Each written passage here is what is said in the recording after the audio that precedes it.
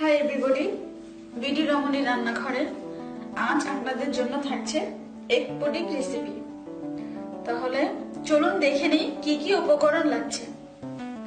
Pudding এর জন্য প্রথমে লাগছে দুধ হাফ লিটার, চিনি হাফ কাপ অথবা স্বাদ মতো, ডিম নিয়েছি আমি 4টি, এলাচ গুঁড়া নিয়েছি হাফ চা চামচ এবং ক্যারামেলের জন্য চিনি নিয়েছি 6 টেবিল চামচ। তাহলে চলুন রান্না শুরু করা যাক। প্রথমে আমি চুলায় একটি প্যান বসিয়ে দিয়েছি।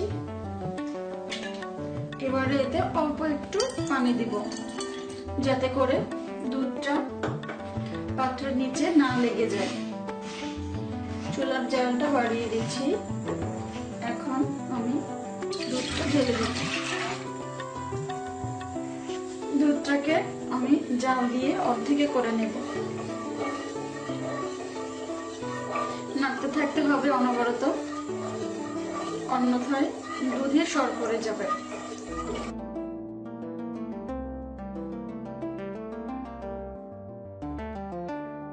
দুধ জাল দেওয়া হয়ে গেছে, দুধটা একেবারে ঘন হয়ে গেছে, দেখতে পাচ্ছেন। এ পর্যায়ে আমি দুধটাকে চুলা থেকে নামিয়ে ঠান্ডা করে নেব। ঠান্ডা করার সময় অবশ্যই নাড়তে থাকতে হবে, অন্যথায় দুধে সর বসে যাবে। দুধ ঠান্ডা হয়ে গেছে, এবারে আমি একটা একটা করে সবগুলো ডিম ভেঙে নেব।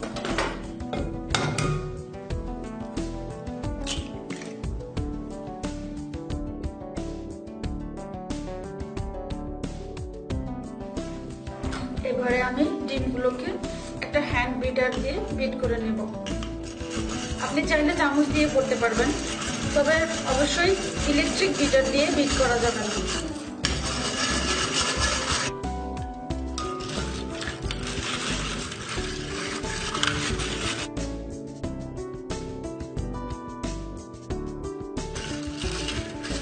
হয়ে গেছে বিট করা। খুব বেশি বিট করা যাবে না, জাস্ট মিক্সড করার জন্য। বেশি বিট করলে পুডিং এর মধ্যে ফাঁকা সৃষ্টি হবে।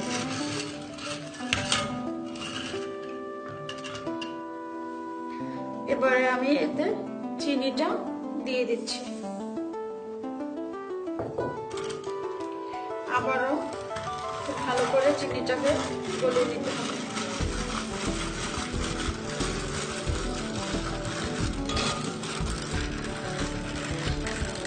হয়ে গেছে মেশানো, চিনিটা গলে গেছে। এ পর্যায়ে আমি একেবারে পুরোপুরি ঠান্ডা করে রাখা দুধটা দিয়ে দেব।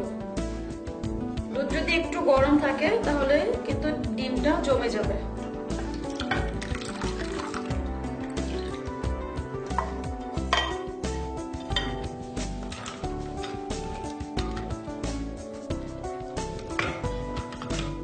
এবারে আমি ফ্লেভারের জন্য হাফ চা চামচ এলাচের গুঁড়া দিচ্ছি।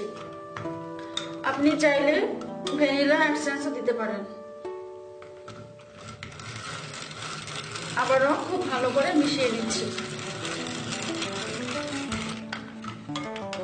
হয়ে গেছে মেশানো, চিনির কোনো দানা নেই।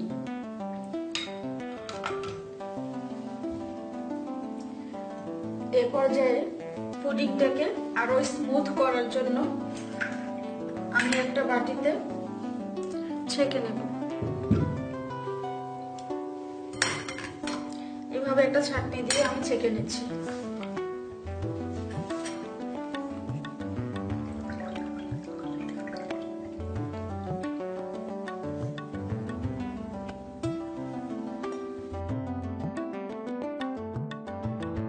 এবারে আমি ক্যারামেল তৈরি করে নেব।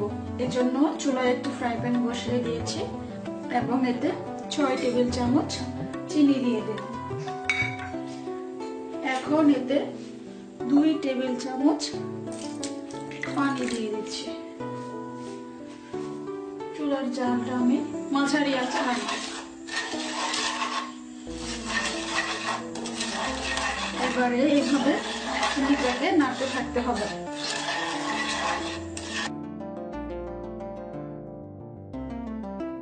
ক্যারামেলটা তৈরি করতে একটু সময় লাগবে, এই জন্য একটু ধৈর্য নিয়ে ক্যারামেলটা সুন্দর করে কম জালে তৈরি করতে হবে, এতে করে কালারটাও সুন্দর আসবে।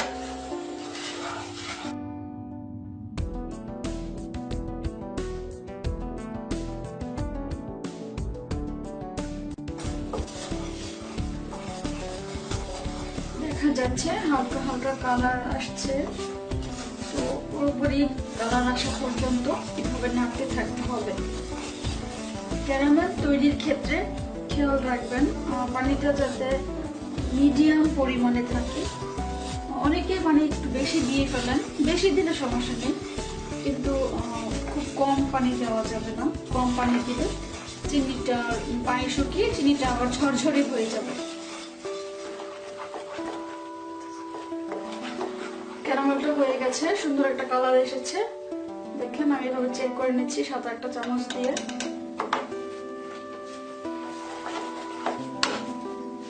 এবারে আমি একটা পুডিং বাটিতে তাড়াতাড়ি এটাকে ঢেলে দেব।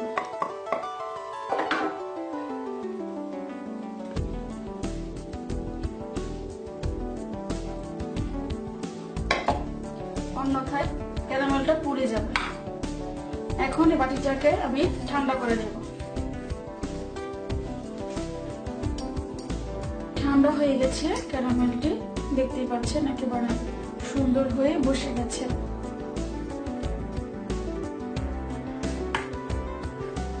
এবারে আমি এতে দুধটা ঢেলে দিব।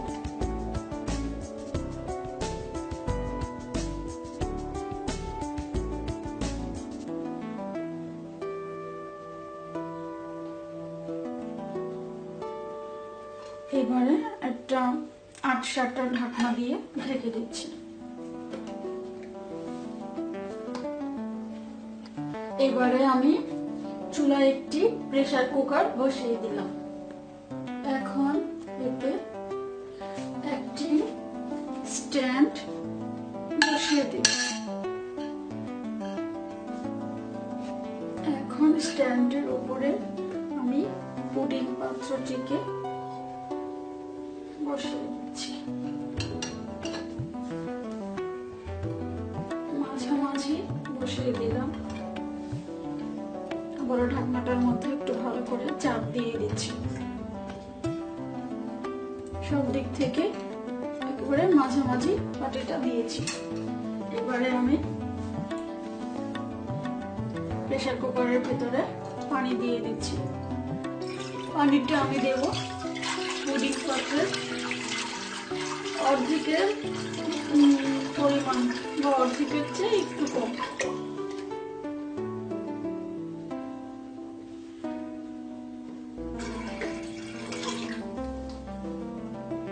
ঠিক আছে পানিটা।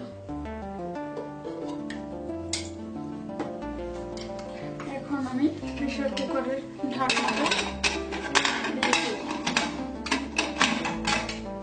এবং চুলার জালটা জ্বালিয়ে দিলাম। জালটা একেবারে খুব বেশি রাখলাম না, মাঝারি আছে যে একটু বেশি রেখেছি। এখন এইভাবে 4 থেকে 5টা হুইসেল অপেক্ষা করতে হবে। ফিরে আসছে 4 থেকে 5টা হুইসেল পর, অথবা 20 থেকে 25 মিনিট পর। 6টা হুইসেল পর আমি চুলা থেকে নামিয়ে নিয়েছি। এখন দেখবো কি অবস্থা।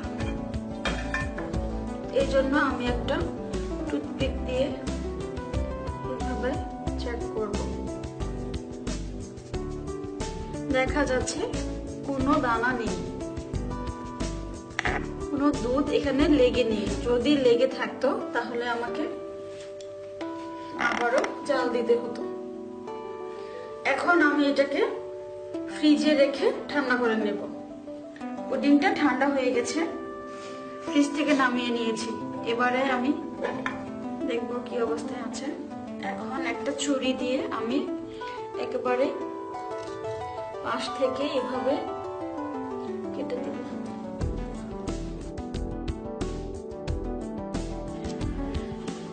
হয়ে গেছে।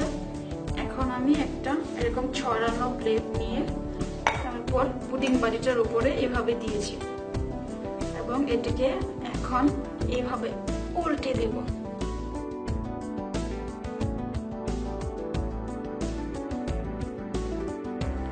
হয়ে গেছে আমার পুডিং তৈরি। কত সুন্দর হয়েছে দেখেন, একেবারে পারফেক্ট একটা কালার এসেছে। তো আমার রেসিপিটি আপনাদের কাছে কেমন লেগেছে তো অবশ্যই জানাবেন। আপনারা অবশ্যই তৈরি করবেন। যদি কোনো সমস্যা হয় তাহলে প্রশ্ন করবেন। আর এরকম সুন্দর সুন্দর ও সহজ সহজ রেসিপি পেতে অবশ্যই সাবস্ক্রাইব করবেন। সবাই ভালো থাকবেন। Bye bye.